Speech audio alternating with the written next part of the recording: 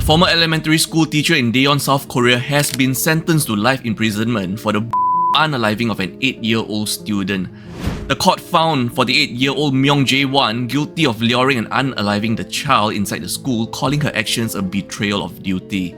This just happened on October 20th, 2025 at the Daejeon District Court, South Korea, where the suspect is Myung Jae-won, 48 years old, former elementary school teacher, and the victim is Kim Ha-neul, 8 years old. The incident happened on February 10, 2025, around 5 PM, when Myung lured the victim Kim by saying she would give Kim a book and unalive Kim in an audiovisual room using a pre-prepared weapon. Kim, the victim, was reported missing when a bus driver noted that she was nowhere to be found when it was time to be picked up. The victim was found later that day along with Myung.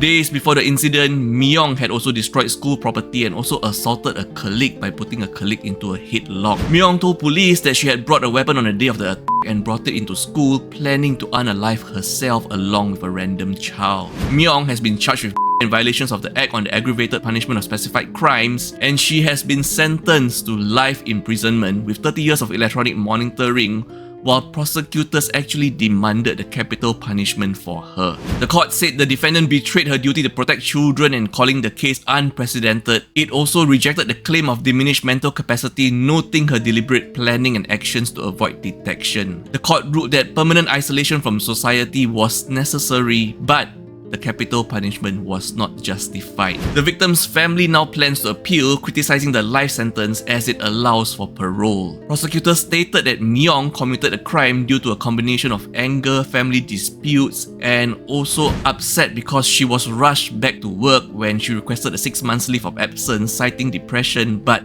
returned to school 20 days later after a doctor assessed her as being fit for work. This crime has been described by prosecutors as an act driven by abnormal motives. Our thoughts, prayers and condolences to the victim Kim Ha-neul and her loved ones and her family.